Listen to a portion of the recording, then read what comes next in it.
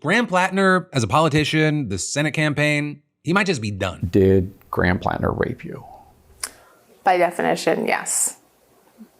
Absolutely. Right, so that woman is Jenny Racicot, and the man that she is now accused of rape is Maine Senate candidate Graham Platner. And he's been a focal point, a lightning rod this campaign season. He was introduced to the political world as a Marine veteran and oyster farmer, and until now, he's been seen as one of the Democratic Party's best hopes for flipping a Republican-held Senate seat in November. But he's been really pushing this progressive populist platform that we've been seeing having success here and there. And at least until now, he's seemingly shed controversy after controversy, with that including things like having a tattoo that looked like a Nazi symbol, offensive online posts that he made over a period of several years, and allegations about his past treatment of women. But you've largely seen his supporters arguing, hey, all of that, it's just a distraction. It's an effort to undermine his campaign. But also, it did seem to be like there was a never-ending fire hose. And so last August, for example, there was that whole scandal. Platner's wife told a senior campaign aide that he had been exchanging sexual messages with other women. But there you had a lot of people going, hey, it's a marriage, their relationship, it's none of our business, it's separate from politics. But then last month, you had the New York Times sharing stories of 3 women who had dated Platner for years and said that he could be demeaning to women and in at least one case, physically threatening. And actually, Jenny Racicot was one of those women. Right? She described an incident that took place in 2021 in which Platner arrived at her house drunk after she had asked him not to come over. And reportedly, and this is a big thing, she chose not to describe that encounter in any more detail, only saying that she found his behavior to be reckless and unsettling. But then what you had was Platner winning his primary despite all that. And now, roughly a month later, she's come forward with what she says is the full truth of what happened that night, telling Politico and then CNN that Platner forced her to have sex with him despite her repeated objections. Politico also spoke to the man that she dated after Platner, who she had confided to about the alleged assaults, with them reporting that his account of what Racicot told him matched what she told the outlet. They also spoke to a friend that Racicot had told about the alleged assault last summer, shortly after Platner launched his campaign, and the friend also recalled Racicot telling her about the incident, including her saying that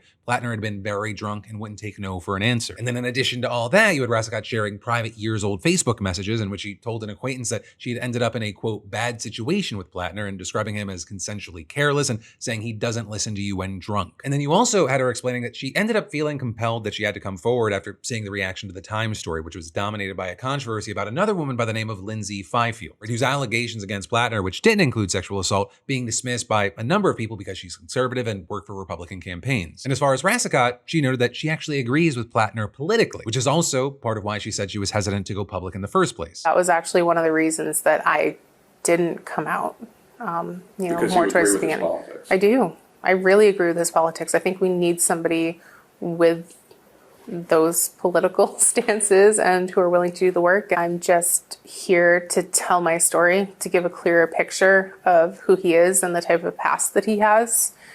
And I just think it's fair to the democratic process to let people know who they're voting for. With that, you still quickly had the Platner campaign coming out with a statement seeming to argue that Racicot's story was politically motivated, saying these allegations are very serious and Graham vigorously denies them. They are also coached and coordinated by out-of-state establishment operatives, and adding, it is not a coincidence that this story comes a week before the ballot deadline, just as the previous false allegations came a week before the primary. No amount of desperate smears will stop this movement from seeing that vision through. And you then had Platner posting a video on social media himself claiming any accusation of non-consensual behavior is categorically false, but he also seemed to suggest that he's at least considering dropping out. Regardless of the inaccuracy of the reporting, but mindful of the political reality it will inflict, we are taking the time to reflect on the best path forward for the state that I love, the people that I love, the movement I belong to, and the goal of defeating Susan Collins. And with all that, you then pretty much had the entire Democratic Party now pushing Platner to remove himself from the race. And so that includes establishment Dems like Senator Chuck Schumer, who was really never a big fan of Platner, to also very progressive supporters like Congressman Ro Khanna and Senator Elizabeth Warren, with Warren saying in a statement, there can be no tolerance for sexual assault. And adding, with so much at stake, the best path forward is for Graham Platner to step aside as the Democratic nominee and address these serious allegations outside the Senate race. And then in addition to the politicians, you had groups like Planned Parenthood Action Fund, the country's largest abortion rights organization, which had recently rallied with Platner, taking back its endorsement, along with others doing the same. Also with this, you had Lindsay Fifield, one of the women who had accused Platner of toxic and physically threatening behavior, slamming Dems for not speaking out against him until now, writing, I actually understand why Democrat leaders didn't take our stories seriously when the Times reported them in June, but are taking them seriously now. It was by design. And then with that, she also slammed the New York Times, accusing them of failing to properly follow up on all the leads that she gave them for verifying her story. And then another reaction that's been getting a lot of attention is from former Republican Congressman and Speaker of the House Kevin McCarthy, who told Fox News, the one thing I know about Republicans, when we had a very bad candidate and found out, We didn't vote for that person. Right. We walked away. For better or for worse. Yeah. When Matt Gaetz came forward,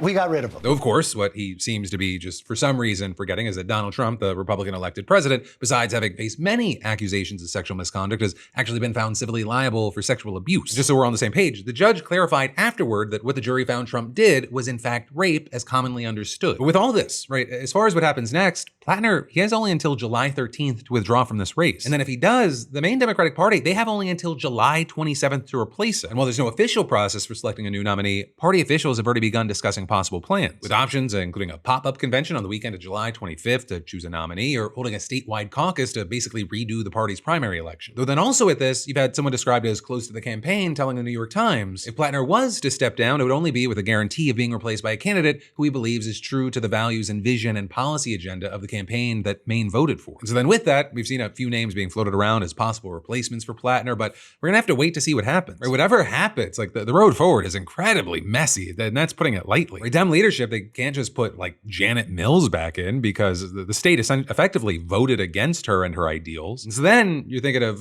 what's the candidate out there that's closest to copy pasting the progressive populist agenda that Platner had thrown out there, but in an incredibly tight timeline, while also at the same time, if that were to happen, even if Platner didn't say anything when he dropped out, it would kind of be an unsaid thing that the person that is being accused of being essentially a rapist endorsed this other candidate. But ultimately, we're going to see how all this plays out together.